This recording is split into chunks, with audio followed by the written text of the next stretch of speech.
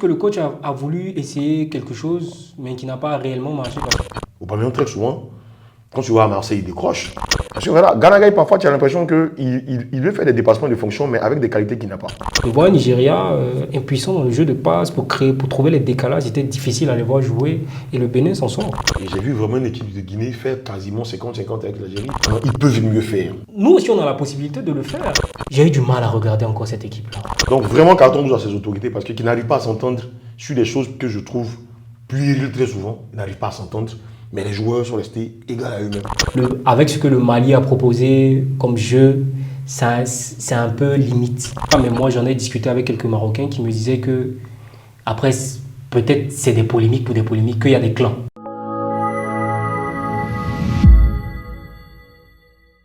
Bonjour à toutes et à tous et bienvenue sur Vif Media. Je suis très ravi d'être avec vous. On va parler aujourd'hui de la fenêtre FIFA, zone Afrique. Il y a eu des matchs en Afrique. Donc, notre consultant Stéphane Aoué avec nous, on va en parler. Bonjour Stéphane, comment tu vas? Bonjour monsieur Eric. Ça fait un moment qu'on ne s'est pas vu. C'est vrai, ça fait un sacré moment. Voilà, une petite pause famille. Ouais, pause boulot aussi.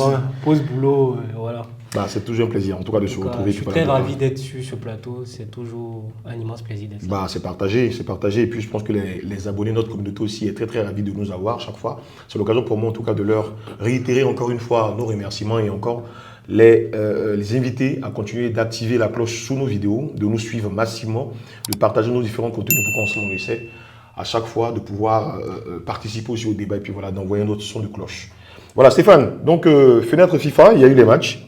Voilà, on va les débriefer rapidement à notre façon.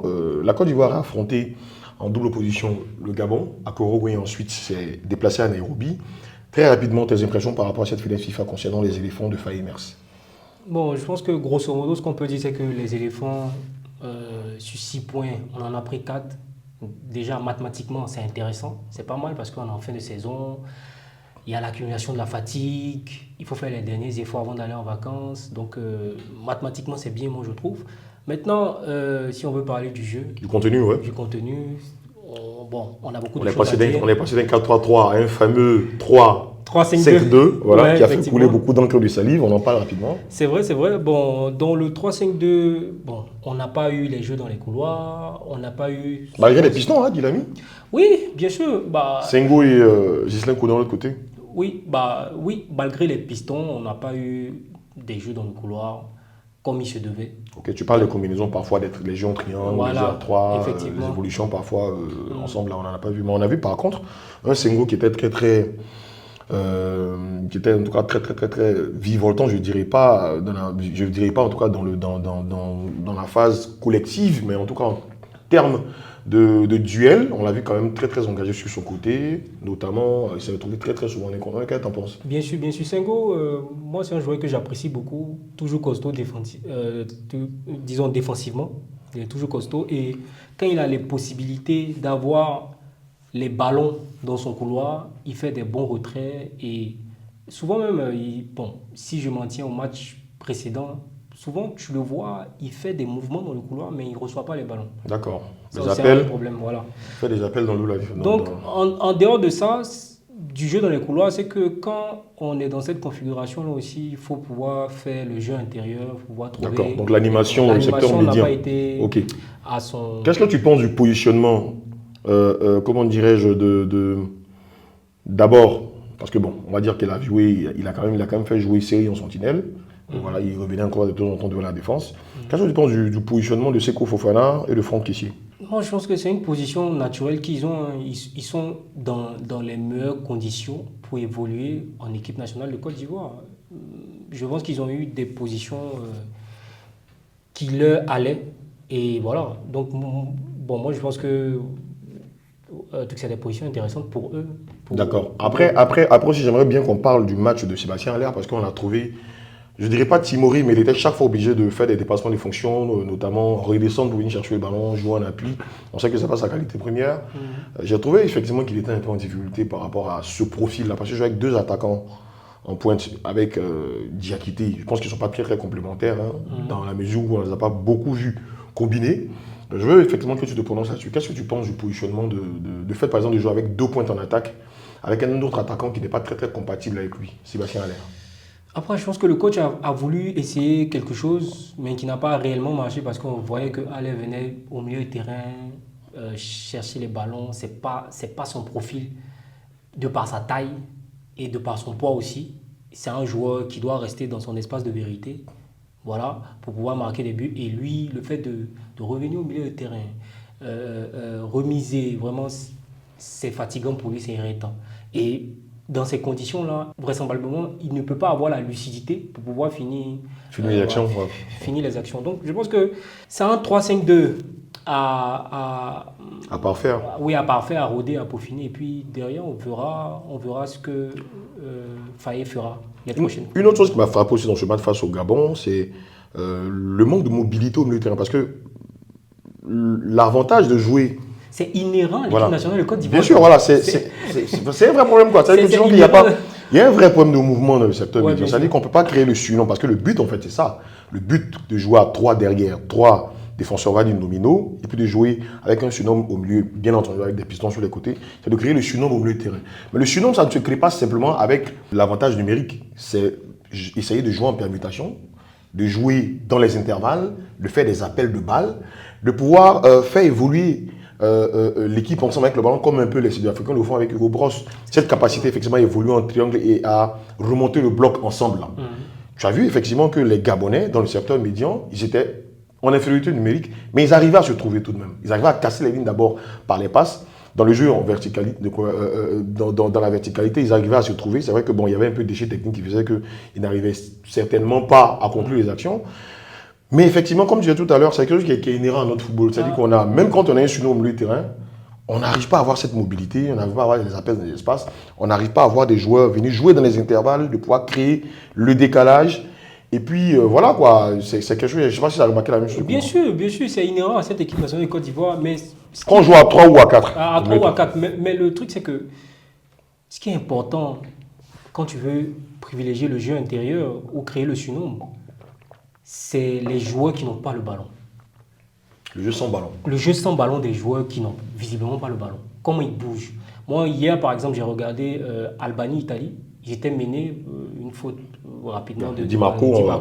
En quelques secondes. Mais les Italiens, ça bougeait entre les lignes, il y avait beaucoup de passes et tout ça. C'est la rigueur tactique. Après aussi, les Italiens sont connus pour ça. Ils ont cette rigueur tactique-là. Oui, mais j'ai été plus impressionné par le jeu qu'ils ont développé. Bon, après, ils ont Jorginho qui facilite tout ça, ils ont barré là aussi. Mais je dis que nous aussi, on a la possibilité de le faire. Bien sûr, on a l'agent Amani qui est à peu près dans le même profil que Barella. C'est vrai, c'est pas la même qualité, mais voilà, c'est des joueurs de petite gabarit qui peuvent jouer voilà, dans les intervalles, qui peuvent, par la qualité technique aussi, pouvoir remonter les ballons. Mais comme tu dis, là, c'est la mobilité qu'on ne voit pas très souvent. Et aussi la rapidité d'exécution dans les passes. C'est vrai qu'il y a beaucoup de déchets. C'est inhérent à l'équipe nationale de Côte d'Ivoire. Et c'est très compliqué. Je ne pense pas qu'on puisse prétendre à de grandes choses si on veut. Je pense que ça, c'est quelque chose qu'on traîne depuis très longtemps, parce que même la génération d'Orient, ces problèmes-là, la qualité est évidente. Individuellement, j'entends, mais je veux dire que dans le jeu collectif, chaque fois, on trouvait qu'il le jeu, il y avait toujours un mais. C'est-à-dire qu'on se disait, ah non, ils peuvent mieux faire. Aujourd'hui, quand tu vois la qualité de nos joueurs, c'est vrai, bon. Après, on va pas se faire taper là-dessus. Moi, je pense que ce soit le top en Afrique. Non, on va pas se faire taper, c'est pas le top. C'est pas le top, mais en Afrique, c'est le top. Puisqu'on est champion d'Afrique. Voilà, quand on va tous voilà. En Afrique, c'est le top pour le moment, parce que voilà, champion d'Afrique. Mais voilà, je pense qu'au niveau, en termes de qualité, je pense qu'il faut, parce que là, c'est les éliminatoires pour la Coupe du Monde. C'est-à-dire que là, c'est un cran dessus. Donc, c'est vrai que là, c'est les éliminatoires, mais si on veut prétendre demain à pouvoir titiller des grandes nations de football, je pense que voilà, faut commencer à élever son niveau de jeu et puis voilà, pouvoir se mettre au diapason de ce qu'on attend tactiquement aussi. C'est vrai, mais par contre, contre l'Uruguay, on a mis un coup d'accélérateur. Je ne sais pas si... C'est dû à l'adversaire peut-être. À l'adversaire, mais on doit pouvoir aussi... réitérer ça dans les matchs, et voilà, pouvoir faire respecter aussi son rang. Ok, Kenya, rapidement, qu'est-ce que tu as pensé de ce match? À l'instar de toutes les soi-disant grandes équipes africaines, on voit qu'elles ont du mal à faire déjouer un bloc bas, qui sont généralement les petites nations africaines. Je mets en griffe parce que j'ai regardé le match Bénin-Nigeria. C'était un match intéressant à voir. Intéressant, beaucoup d'intensité. Oui, beaucoup d'intensité, mais le Bénin a joué avec ses armes. Ouais. C'est-à-dire ils ont profité d'une erreur défensive. Défensive, Voilà, et puis ils ont marqué le but, et puis une erreur d'inattention sur un centre, ils Attention, ont sur un marqué. centre, ils ont marqué, ouais. Et ce genre d'équipe-là, de par leur qualité, n'ont pas beaucoup de choses à faire valoir. Donc forcément, elles vont essayer de faire le bus et puis contre-attaquer derrière. Voilà, ils essaient de faire déjouer par les... Et si tu n'es pas rigoureux dans ta possession de balle, dans, dans la transmission de balle, dans la technique, c'est compliqué pour toi parce que derrière, tu peux encaisser et ça va rester. Bien sûr. Et donc, c'était la même physionomie avec le Kenya. Ouais, le Kenya. Bloc très très bas. Très très bas. Très, très ils ont tout de suite annoncé les couleurs, Ouais. le bus directement. Ouais. Et Un 4-5-1 carrément. Hein. Oui, carrément. Et quand moi j'analyse le jeu des Ivoiriens, au départ, c'est que j'ai eu du mal à regarder encore cette équipe-là, l'équipe de Côte d'Ivoire, parce que je me dis, Seri n'est pas là, on verra qui Kessié et Seko, disons, en train de faire la relance. Ça ne sied pas à l'équipe de Côte d'Ivoire. C'est pas l'équipe, parce que c'est pas la qualité première. C'est pas la qualité première. Donc, on a eu du mal à rentrer dans le match, de trouver les brèches. Mais après, dans la deuxième mi-temps, c'est un peu plus détendu parce que on voyait que, disons, avec l'entrée de Guessant, avec l'entrée de Seri à l'ère de jeu, je pense que Faye a demandé à ses hommes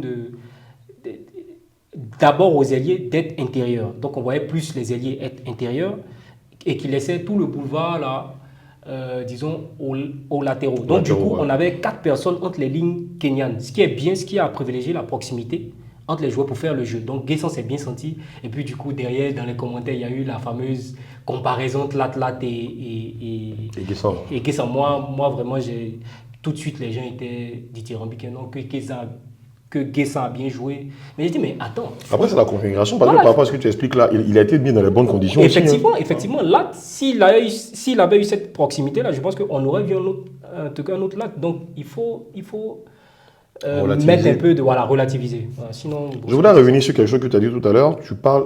Est-ce que là, si je m'en tiens effectivement à ce que tu dis, il n'y a pas un problème de profil? Parce que la Suisse série n'est plus là. Je pense que là, est-ce que aujourd'hui dans le groupe, dans les groupes successifs qu'on a eu à voir avec Faye, est-ce que le moment peut-être n'est pas venu de commencer à penser à la relève de série? Parce qu'il faut dire que dans les joueurs de ce profil, il n'y en a pas beaucoup en sélection de Côte d'Ivoire. On n'a que Sangaré. Sangaré qui peut, mais voilà, qui est très en méforme, avec blessé, notamment tout ça. Donc, est-ce que là, il n'y a pas un vrai chantier à avoir? Il y a un vrai chantier à avoir. Je suis tout à fait d'accord avec toi. Il faut chercher un joueur qui a ce calme-là olympique, qui a cette variété d'options de jeu, genre que ce soit oblique, vertical, long ballon, temporisé. Il faut chercher un profil. Et moi, il y a une vraie palette, en tout cas. Voilà. Et moi, le joueur devant la défense, en fait, du 6 moderne. Quoi. Voilà. Et moi, le profil que je vois, mais qui ne joue pas beaucoup, qui est à Lyon, c'est Paul Edgar, qui joue à Betis. Ah oui. Moi, c'est un joueur très bon intéressant. Profil aussi, voilà. Je pense mais il faudrait qu'il puisse enchaîner les matchs, qu'on puisse l'appeler aussi. C'est ça aussi.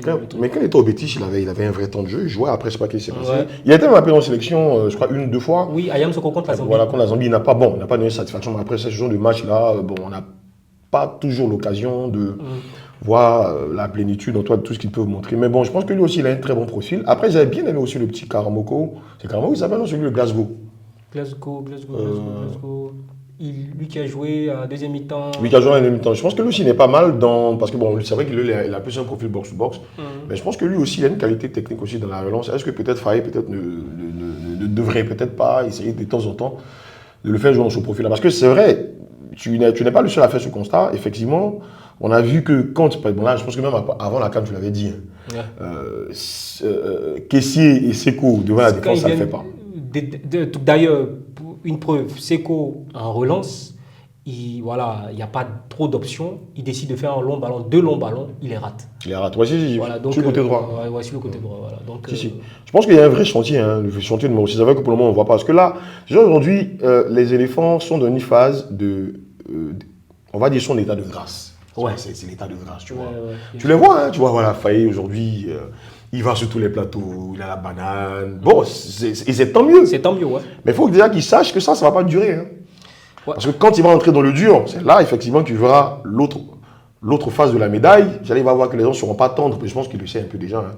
Mais voilà, pour le moment, c'est l'état de grâce. Il faut qu'il procure. Parce que quand il va entrer en disgrâce, et ça, je pense que ça arrive toujours avec les entraîneurs, c'est là, effectivement, qu'on devra vraiment le voir un peu plus dans la réaction. Parce que pour le moment, je pense que là, on va dire, il a carte blanche, parce que là, il gagne la CAN, il est un bon groupe, le groupe est jeune, il n'y a pas de défaite. Mais quand il va commencer à avoir les défaites, il va falloir vraiment qu'il puisse se mettre vraiment au diapason. Donc pour le moment, je pense que comme il est en état de grâce, c'est là que je vais chuter, il faut qu'il arrive dès maintenant à commencer à pallier à ces insuffisances-là. Moi, j'ai vu, en tout cas, ce que je retiens grosso modo dans cette fenêtre FIFA concernant les éléphants, c'est que le problème des sentinelles, il faut le régler. Parce qu'on en a vu un Sangaré, celui qui on comptait pour la CAN, mais qui n'était pas en forme visiblement. Blessé. Hein?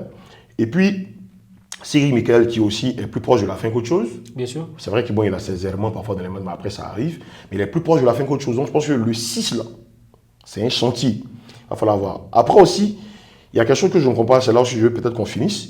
Pourquoi est-ce que dans les matchs de préparation, Faye n'a pas très souvent tendance à faire des essais, de gros essais, d'un point de vue tactique?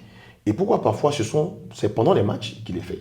Tu vois que contre l'Uruguay, contre le Bénin, pendant un 4-3-3 classique, c'est vrai qu'il y avait beaucoup, en fonction des temps forts et des temps faibles, il y avait beaucoup de réaménagement tactique dans le match. Mais pourquoi est-ce que tu tentes? L'Uruguay, c'était plutôt en 4-5-1. Oui, en 4-5-1, voilà. Ouais, parce qu'on a joué avec, comment dirais-je, Diakité au moins en pointe, et puis on avait les ailiers qui intervenaient, avec Lazare Amani qui avait remplacé ce voilà, si, c'est vrai. C'est ça, 4-5-1. Donc tu tentes un 4-3-3, premier match face au Bénin, ensuite tu joues en 4-5-1 face à l'Uruguay, et puis on est très surpris de le voir face au Gabon jouer avec une défense à 3. C'est vrai que je rappelle que dans un podcast, il disait que c'est un système qu'il avait voulu essayer pendant la CAN. Mais comme ça marchait déjà, notamment après le match face au Sénégal, il a vu que quelque chose avait bien marché. Il s'est dit, bon, ça ne servait à rien de tenter une nouvelle disposition tactique en pleine compétition. Donc je pense que c'est un système auquel il voulait vraiment vivre. Mais pourquoi ne pas le tenter dans les matchs de préparation pour pouvoir bien le rôder, bien l'huiler, et puis le tenter dans les matchs, par exemple, importants face au Gabon? Ouais, c'est une belle question. Tu n'as pas failli, c'est vrai, mais bon, c'est pourquoi on en discute. Oui, c'est vrai, c'est une belle question. Mais après aussi, on a eu, toi, tu aurais préféré qu'il laissait le système contre le Bénin et contre l'Uruguay. Moi, je préfère, si tu veux pas répondre par rapport à cette préoccupation, moi, je préfère que quand tu tentes une configuration tactique dans un match, je me dis que c'est pour pouvoir apporter de vraies corrections par rapport à ça et puis pouvoir le peaufiner dans un autre match. Tu comprends? Mais tu tentes une disposition qui a plus ou moins marché. Dans un autre match, tu tentes une autre disposition. Visiblement, on a vu que les Gabonais étaient, ils n'étaient pas vraiment, malgré le surnombre, ils n'étaient pas vraiment en difficulté au milieu de terrain. Bien sûr. Ils n'étaient pas vraiment en difficulté.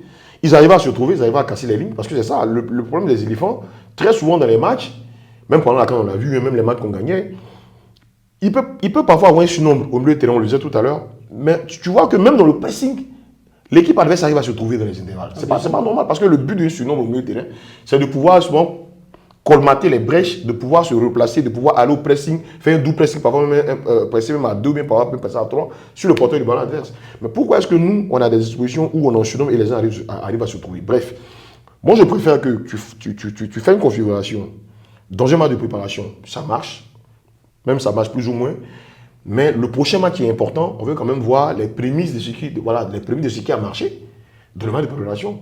Ça veut dire que là, à 3 derrière, pas que l'idée n'est pas mauvaise en fait, parce que là derrière, tu as Badou, tu as Kosonou, tu as Ndika, ça a quand même de la gueule. J'ai bien aimé aussi leur relance. Leur relance, voilà, Ndika, on sait qu'en relance, voilà, il est top. Tu vois, donc, moi j'aurais préféré par exemple que quand tu as essayé déjà un 4-3-3 qui a marché, j'ai essayé un 4-5-1 qui a marché, notamment face à l'Uruguay, ça c'est un très bon match référence, ben, tu essaies de garder le même. Mais quand tu viens jouer en 4, à 3 derrière, surnomme au milieu de terrain et 2 attaquants, tu mets ton attaquant vedette, aller notamment dans des conditions qui ne sont pas très adéquates. Bon, je pense que là aussi, il y a un bémol. Après, bon, il y a la victoire au bout. Mais voilà, ça mérite quand même qu'on en parle, quoi. Oui, c'est vrai, tu as tout à fait raison. Après, je me suis peut-être que... Est-ce qu'il n'a pas voulu peut-être s'inspirer de Gassé avec son 3-5-2? Mais après... Le 3-5-2 de Gassé contre la Guinée, les profils étaient différents. Différents en attaque, voilà. En attaque, tu avais Crasso, tu avais Pépé. Tu avais Pépé qui était voilà, quand même vivace. Vivace, voilà, qui jouait tes lignes, qui permutait, tout ça. Voilà, donc, c'est pas le même profil aussi. Oui, c'est vrai, c'est vrai. En tout cas, j'espère qu'il va essayer de régler ce tir-là. Et puis aussi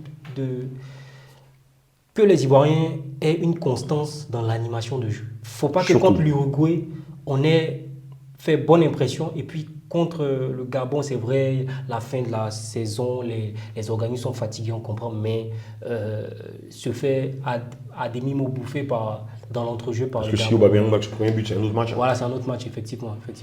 Après aussi, il y a la belle transition pour parler aussi de l'équipe du coach Mouyouma, l'équipe du Gabon. Quand même, chapeau, hein, beaucoup d'intensité côté gabonais. Ils ont certainement profité du manque de fraîcheur physique des éléphants aussi pour pouvoir eux aussi élever leur niveau de jeu. Ils avaient quand même de temps en temps de belles phases de jeu, il y a quand même de belles transmissions. C'est une équipe aussi qui n'est pas mal. On va dire qu'elle est en reconstruction, même s'il y a encore des vieux Prisca qui sont encore là. Ekouile Manga. Oui, qui a fait un bon match. Bon match, Deux interventions décisives. Voilà, qui est toujours là, Aubameyang. Voilà, je l'ai trouvé un peu, enfin, comme très souvent ces matchs, Aubameyang. Je trouve qu'il est bon, mais bon, c'est quelqu'un que tu ne vois pas 90 minutes. Quoi. Voilà. C'est vrai qu'on dira que c'est l'attaquant qui marque. Mais bon, je pense que quand tu as ce profil-là, moi, j'attends un peu plus de lui. Quoi. Non, mais est-ce que aussi derrière le groupe qui est confectionné lui permet, parce qu'il est attaquant, est-ce que le groupe qui est confectionné derrière lui permet aussi voilà, d'avoir un Aubameyang qu'on a l'habitude de voir dans les clubs? Mais toi, tu reproches la même chose à Zambo Anguissa. Pourquoi tu reproches la même chose à Aubameyang? Non, parce qu'ils ont deux positions différentes. Je sais qu'ils ont des positions différentes. Mais Aubameyang je te pose la question à dessein.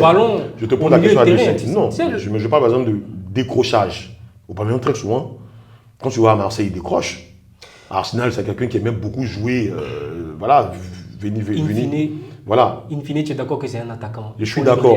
Non, mais je te pose la question un peu à dessein parce que toi, tu as tendance très souvent à tirer. Mais on va venir parce que. À tirer sur Zambo Anguissa. Non, je ne tire pas sur lui. Moi, je l'apprécie beaucoup. Non, tu estimes que. On va venir sur le Cameroun, tu verras qu'il y aurait. Tu estimes qu'il fait partie. Tu estimes que quand tu es un joueur de top niveau mondial, tu dois tirer ton équipe vers le haut. Dans l'équipe du Gabon, il n'y en a pas beaucoup. Il y a Lemina et Aubameyang. Ok, Bouanga, bon, c'est un niveau quand même, voilà, un peu en dessous. Mais voilà, donc, quand tu attends de Zambo Anguissa qui tire l'équipe vers le haut, ben, attends la même chose d'Aubameyang qui est un top player. Non, mais Zambo est au cœur du jeu. On va venir sur le Cameroun. Ben, il n'y a pas de problème. Non, mais j'annonce les couleurs parce que Ok, rapidement, la fenêtre FIFA des Lions indomptables. Voilà, ils ont tout trouvé. On parle des Lions indomptables. Premier match, Cap-Vert, je veux dire, malgré la pelouse qui n'était pas en très très bon état aussi. Voilà, ça aussi c'est un carton rouge, parce que j'estime que quand on organise une Coupe d'Afrique en 2021 et qu'on vient rejouer encore sur ce genre de pelouse, c'est pas intéressant. Ça dit qu'au bout de 3-4 ans, la pelouse n'a même pas été entretenue. Bon, voilà, c'est pas très très intéressant. Même pas 4 ans en plus, tu vois. 2021, voilà, on est en 2024. On vient retrouver le stade Amadou Ahidjo dans un état presque piteux. Bon, enfin, bref, je vous laisse simplement faire cette parenthèse. Mais malgré cela, les Lions indomptables, en dépit de toute la cacophonie qu'il y a autour de l'équipe, arrive quand même à faire un bon résultat face au Cap-Vert.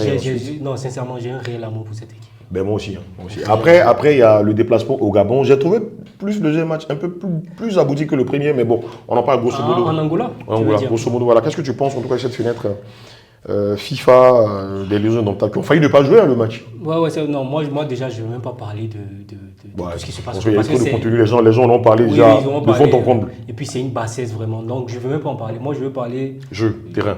Ouais, jeu, terrain, et je veux parler de l'état d'esprit des Camerounais, des joueurs camerounais. Contre le Cap-Vert, ils n'ont pas été séduisants du tout. Mais ils ont eu le résultat. Ouais. Oui, ils ont eu le résultat. Contre l'Angola, il y a eu quelques points qui nous disent que cette équipe-là revient petit à petit. Parce que rien qu'à voir au milieu de terrain, parce que moi j'ai regardé le match, un match avec beaucoup d'intensité.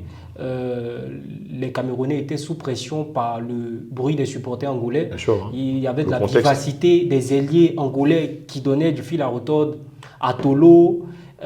L'autre latéral droit, il s'appelle Chateau, je pense. Le Chateau. Donc bon match où il y avait du jeu, de l'intensité. Et ce que j'ai beaucoup apprécié chez les Camerounais, c'est que c'est non pas le repositionnement, la venue au milieu de Carlos Baliba. Et ça change tout. Ça change tout. Hein. Ça change tout. Tu vois un Zambo plus libéré. Ouais. Qui peut maintenant dérouler comme il veut. Donc je pense que le fait d'avoir mis Carlos Baliba, un petit aussi qui a tout l'avenir devant lui, il a une rapidité d'exécution dans ses gestes.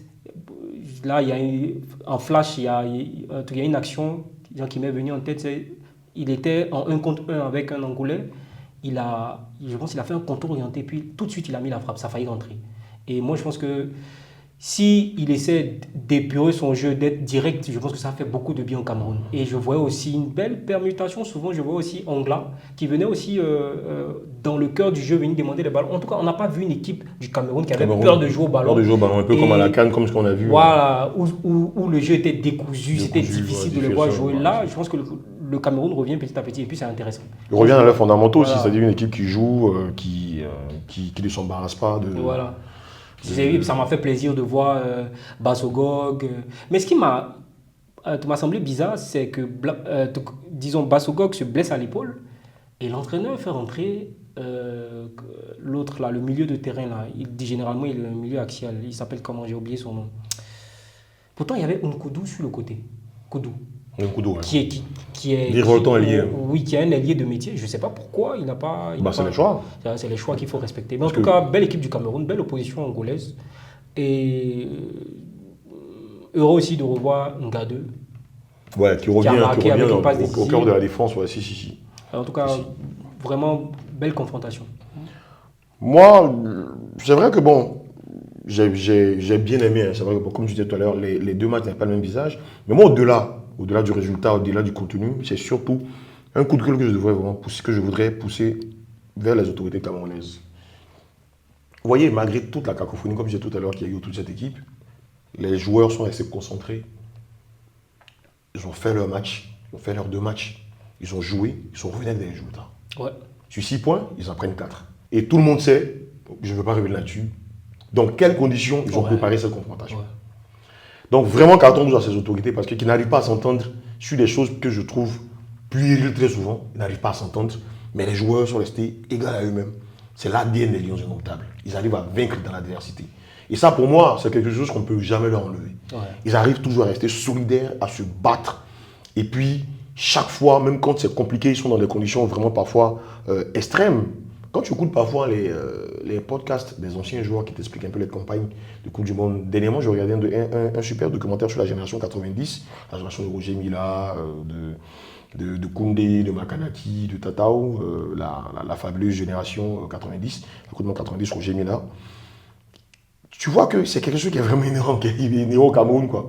Il te parle des mêmes difficultés. Mbouma te parle des mêmes difficultés. Quand tu écoutes Alessandro Song, il te parle des mêmes difficultés. Mais tu vois que c'est des types qui arrivent toujours à vaincre. Toujours. À vaincre toujours dans le péril, quoi. Ça, vraiment, c'est une vraie qualité. Je tiens vraiment à tirer mon chapeau au Lions indomptables. C'est quelque chose à enseigner, je dirais, dans les écoles de football. Je ne suis pas en train de dire qu'il faut rester dans la cacophonie pour travailler, mais ils arrivent vraiment à faire abstraction de tout l'environnement délétère qu'il y a autour, et puis ils arrivent vraiment à faire des résultats. Non, vraiment, je ne veux vraiment pas parler de jeu, parce que voilà, tu l'as suffisamment fait, mais vraiment, c'est un coup de chapeau, vraiment, que c'est mon chapeau, je veux tirer. Moi, j'adore cette équipe. Des Lions indomptables qui arrivent vraiment à vaincre, malgré tout le péril qu'il y a autour. Depuis vraiment 14, encore une fois, ces dirigeants qui n'arrivent pas à s'entendre, et puis voilà, qui sont toujours en train de se donner en spectacle de façon désagréable dans mon vision. Voilà. Voilà pour ce qui était du Cameroun. Très rapidement, on parle du Sénégal, qui a été accroché par la RDC, qui ensuite, derrière, enchaîne un résultat en Mauritanie. En parlant en aparté, toi et moi, je disais que est-ce que c'est vrai qu'il y a la victoire qui atténue un peu les critiques vis-à-vis de Aliou Cissé, mais est-ce que tu ne penses pas qu'Aliou Cissé commence à être un peu sur la sellette? Tu n'étais pas d'accord avec moi? Ouais, c'est vrai. Moi j'ai du mal à entendre ce genre de questions-là. J'ai du mal à entendre.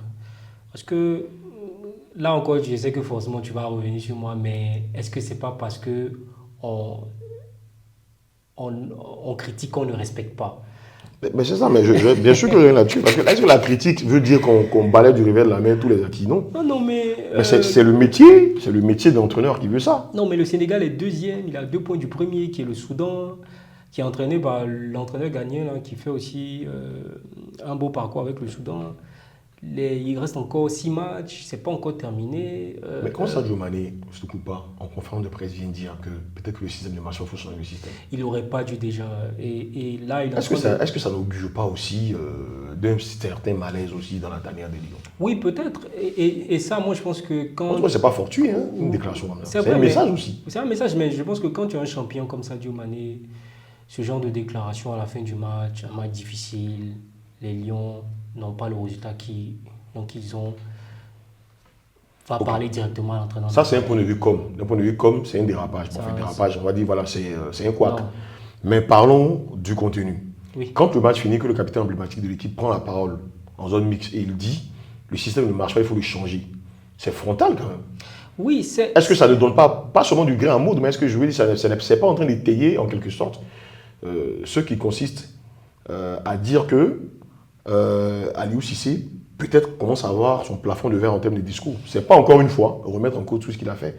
Non, mais est-ce qu'il n'y a pas une vraie problématique qui se pose là? Non, mais je suivais, comment on appelle, une page sur YouTube que moi j'aime, gens que j'apprécie beaucoup, Outsider, et lui il parle de l'équipe du Sénégal. Et le souci, c'est pas une question de formation, mais c'est une question peut-être de choix des profils. Par exemple, quand le Sénégal, en match préparatif de la CAN, il joue contre le Cameroun, Ils sont nettement dessus. ils sont nettement déçus, il y a des combinaisons, on voit que le 3-4-3 qu'il propose, voilà, propose est cohérent. Parce qu'il y a Diatta sur le côté qui fait une belle activité, tu vois. Donc, après, sa capacité aussi à pouvoir créer cette osmose avec les jeunes voilà. comme Habib, tout ça. Et quand on prend les matchs aussi de la CAN, ils survoient les matchs de poule. N'est-ce pas? Ils survoient les matchs de poule. Après, bémol, il perd contre la Côte d'Ivoire. Là, j'ai été critique du fait que voilà, le Sénégal a joué petit bras. Voilà. Mais est-ce que c'est parce qu'aujourd'hui, il y a un nul contre l'RDC et puis ils ont gagné peut-être difficilement contre la Mauritanie, qu'il faut tout revoir. Mais les équipes aussi essaient aussi de travailler de leur côté. Les bons résultats, ça fait partie de la vie des équipes. Voilà, effectivement. Donc moi, je pense que remettre tout en question, non. Peut-être il doit, dans son système de jeu, il doit mettre des profils adaptés pour avoir un jeu qui fait gagner, qui plaît aux Sénégalais. Et l'absence de Diatta peut-être est critique contre je pense, contre la RDC. Moi, ce que je n'ai pas compris, c'est le positionnement de Gana Gueye. Je n'ai pas compris. Habituellement, il utilise très souvent Sentinelle. Là, je l'ai vu à droite. J'ai vraiment pas compris. Bon, et puis, est-ce que Gana Gueye est compatible avec les autres milieux de terrain? Je ne crois pas. Lesquels, par exemple? Bon, il a joué avec Lamine Camara. Je trouve qu'en termes de complémentarité, il y a un bémol. Pourquoi ne pas remettre Gana Gueye dans son profil habituel, lequel on l'a vu? Parce que voilà, Gana Gueye, parfois, tu as l'impression qu'il veut faire des dépassements de fonction, mais avec des qualités qu'il n'a pas. Je trouve que son jeu long n'est pas bon. Il est bon dans le secteur médian, quand il faut aller au duel, quand il faut aller au charbon, quand il faut porter cet impact, il est bon. Mais je trouve que très souvent, dans son jeu long, ça laisse à désirer. Parce qu'à un moment donné, je pense que Desabre avait fait déjouer le milieu de terrain sénégalais. Du coup, ils étaient obligés très souvent de jouer long. Tu vois. Le match contre la Mauritanie, j'avoue, je ne l'ai pas vu. Mais le match contre la RDC, je l'ai vu de bout en bout. Donc, je trouve que la présence de Gana Gueye au milieu de terrain, je pense que peut-être que c'est quelque chose qu'il faut revoir. D'où peut-être la petite gueulante comment on appelle, de Sadio Mané, quand par exemple qui parle par exemple du système de jeu. Système de jeu veut dire profil du joueur aussi. Voilà, parce qu'il faut surtout voir les non-dits. Système de jeu veut dire profil du joueur. Moi je pense qu'il y a des joueurs par exemple comme Gana Gueye qui aujourd'hui ne sont peut-être pas plus au top du top qu'on a connu. Oui, parce qu'il y a l'âge aussi. Il y a l'âge aussi, voilà. Peut-être que le moment est venu voilà, de réconsidérer aussi la place de tous ces tauliers-là, tu vois. Le plus aussi, bon, à sa décharge, ce que je peux dire quand même qu'Aliou s'il fait quelqu'un qui est bien, c'est le savant mélange qu'il fait entre les jeunes. Chaque fois, il injecte du sang neuf. Ça, c'est bien. Après, une chose est d'injecter du sang neuf, une chose est de pouvoir aussi trouver la bonne configuration pour pouvoir tirer le meilleur de l'équipe. Parce que le but aussi d'un entraîneur, c'est ça. Je vois que tout va bien à la CAN. Il perd le match contre la Côte d'Ivoire. Tout est remis en question. Non, mais à juste titre. Non, à juste titre. Je ne suis pas en train de dire que les gens sont tirés sur lui pour tirer sur lui. Mais à juste titre. C'est là, effectivement, qu'on doit voir comment d'un point de vue psychologique, ton équipe aussi réagit. Est-ce que l'élimination prématurée en Coupe d'Afrique n'est pas aujourd'hui en train de mettre à nu peut-être les vraies insuffisances, peut-être de l'entraîneur, mais peut-être même des joueurs? C'est les problématiques que je pose, quoi. Oui, quelque part. Peut-être, psychologiquement, ils doivent switcher. Maintenant... switcher pour continuer de garder la sérénité qu'ils avaient au premier tour de la CAN. Ouais, switcher. Après, moi en tout cas, je suis confiant. Je pense que les choses vont bien marcher pour le Sénégal. Non, je n'ai pas d'inquiétude là-dessus. Et puis, j'espère que Aliou Cissé et son staff vont revoir ce qui ne marche pas, cette histoire de profil-là et son animation en 3-4-3 ou bien en 3-5-2 qu'il propose. Et j'espère que ça mettra tous les joueurs sénégalais dans de bonnes conditions. Et j'espère aussi qu'entre les Cador et Aliou Cissé, parce que la petite brèche que Sadio Mané ouvre, c'est comme si, bon, il y a un peu, peut-être une dissension entre les Cador et Aliou Cissé. Donc, j'espère qu'il n'y a rien de grave avec eux. On en saura plus, en tout cas, après, plus tard, hein, on en saura. Après, voilà, moi, ce que je perçois, en tout cas, c'est rien ressenti. Ce que je perçois, c'est que j'ai l'impression que son discours est en train d'arriver à son plafond de verre. Moi, ça, c'est l'impression que j'ai. Au-delà de la tactique. Parce qu'après la tactique, voilà, tu mets une disposition en place, ça marche pas. Voilà. C'est possible. C'est le corrélat aussi des entraîneurs, mais j'ai l'impression que c'est son discours, peut-être, parce que vous savez quand même, voilà, une décennie qu'il est là. Ouais. Voilà quoi, tu vois, si tu suis un peu mon regard, voilà, il y a un vrai lobbying actuellement, du côté un peu de Dakar, les gens parlent d'Omar Daf, d'autres parlent d'Abid Bey, tu vois, donc voilà, nous en fait on jette un pavé dans la mare et puis voilà, continuez le débat dans les commentaires. Voilà, le Mali, voilà, la grande information, Eric Chell est déjà qui est en disgrâce par rapport au résultat des Aigles à la Coupe d'Afrique. Ok, il n'a pas aussi cessé de multiplier les déclarations, ce que je lui reprochais déjà à l'époque. Voilà, beaucoup de déclarations. Après, c'est sur le terrain qu'on t'attend. Finalement, le coup près est tombé, limogé, de la tête des Aigles. Ton impression par rapport à ça? Ouais, quand on regarde le classement de l'équipe nationale du Mali, ils sont 4e avec 5 points. Il y a le Madagascar qui est devant, il y a le Ghana, il y a les Comores. Avec, voilà, le premier, entre le Mali et le premier, qui sont les Comores, il y a 4 points de différence. À la 4e journée, je pense que avec ce que le Mali a proposé comme jeu, c'est un peu limite d'être à ce stade-là, à cette position-là dans le classement. Donc, justifié, peut-être oui, de par le résultat, quand on regarde le groupe. Maintenant, vous savez que le football, c'est un sport assez ingrat. Très ingrat. Ingrat parce qu'il y a quelques mois, il était l'homme de la situation du Mali. Voilà, les Maliens produisaient un jeu plaisant et efficace puisqu'ils gagnaient les matchs. Et bon, du jour au lendemain, en 2 rencontres, tout part à l'eau parce que le Ghana a renversé, a fait douter le Mali.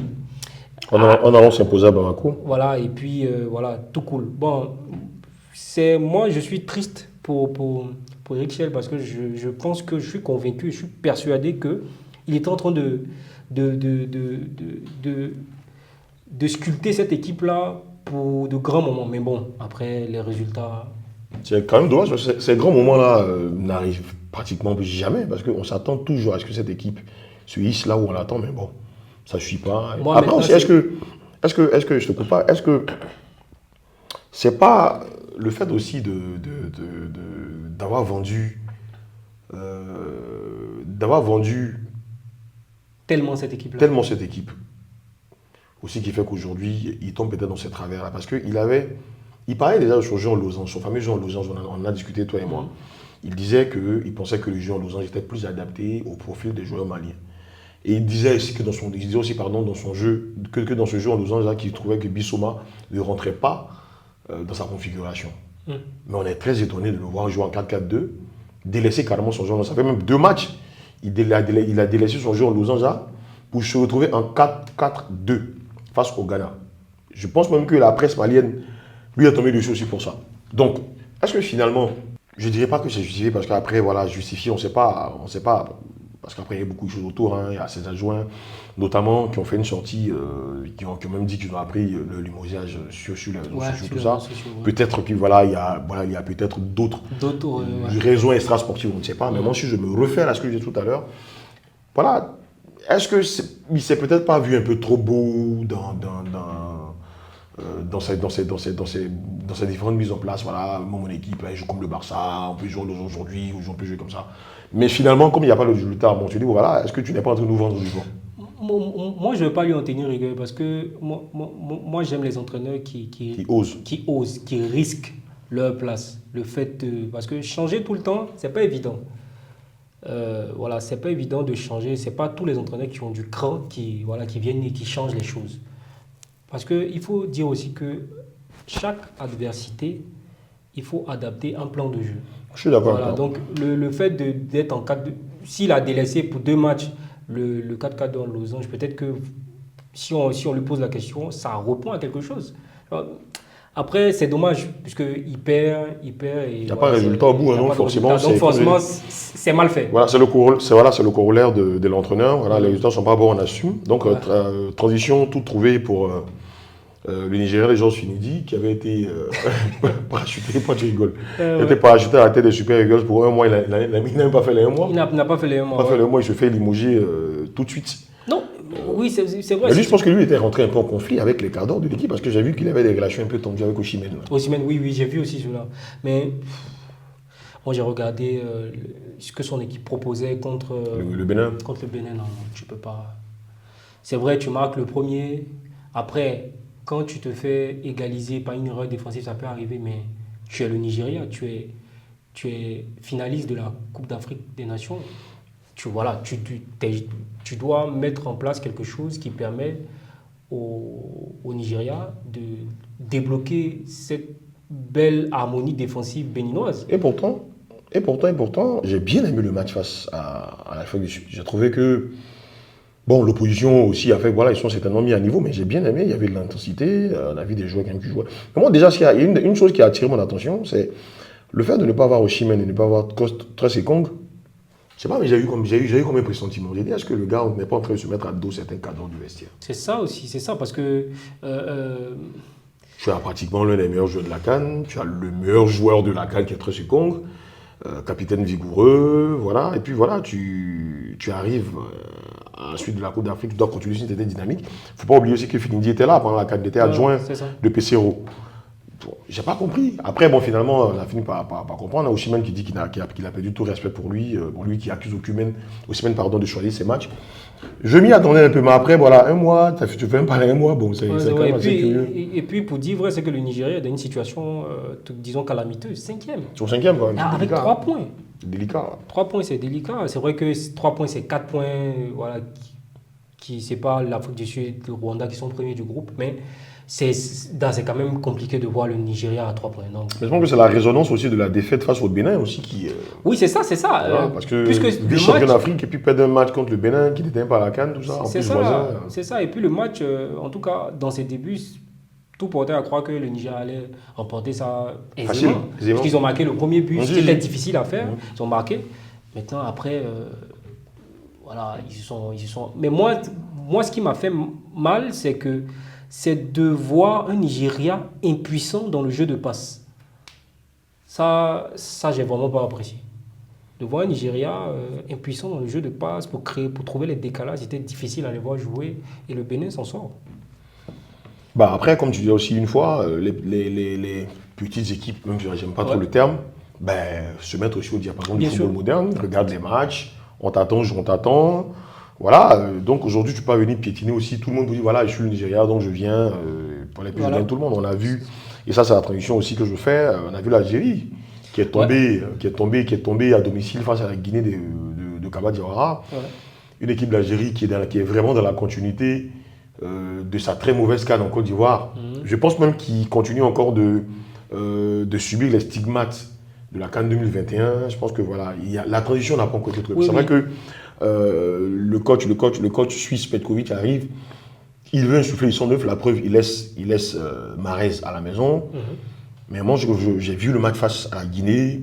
Bon, j'ai vraiment pas vu une équipe algérienne vraiment être au-dessus en termes de rythme et en termes de tempo. J'ai vu vraiment une équipe guinéenne, bien au contraire, qui jouait sans complexe. Et je le dis pourquoi, parce que c'est très rare de voir des équipes aller jouer sans complexe à Alger. C'est rare. C'est rare. Et j'ai vu vraiment une équipe de Guinée faire quasiment 50-50 avec l'Algérie. Mais voilà, des joueurs algériens très plus inspirés. Donc pour dire qu'aujourd'hui, voilà, les grandes équipes en griffe, il n'y a plus d'effet de surprise. Quoi. Tu viens, tout le monde t'attend, tout le monde connaît tes qualités. En plus, quand tu es en phase descendante, comme l'Algérie, ne sois pas surpris. Hein. Vraiment, je pense que c'est une équipe qui a l'agonie. Hein. Je ne suis pas sûr même que ce Petkovic, ils finissent l'année. On verra, bon, puisqu'actuellement ils sont premiers de leur groupe. C'est vrai, mais ça boue du côté d'Alger. Parce que la défaite face à la Guinée, à laisser un goût amer. C'est vrai que c'est son premier match, on va dire officiel, mais Ouais. il y avait vraiment, en termes de position de jeu, il n'y avait rien, quoi. Ça, je le dis, quoi. Il y avait rien. Moi, je suis un peu dur avec les grandes équipes en Afrique, l'Égypte, l'Algérie, le Maroc, la Côte d'Ivoire, le Sénégal, tout ça. Je me dis que ces équipes-là qui sont susceptibles, de prime abord, hein, voilà, susceptibles de représenter l'Afrique dans les phases internationales. Donc, quand il y a des matchs, moi je suis très regardant et puis voilà, très souvent je suis pas très indulgent parce que je me dis voilà, si ces cadors-là ne sont pas à niveau, ça sera compliqué parce que c'est grâce à ces équipes aussi qu'on attend d'avoir des places. Très rapidement, je voudrais qu'on finisse sur le Maroc, voilà, avec Regragui, qui malgré qu'il gagne ses matchs, mais bon, qui continue toujours de subir des critiques. Ouais. Côté de la presse et notamment des supporters. Qu'est-ce que ça t'inspire? Respect, un tout petit peu. Respect.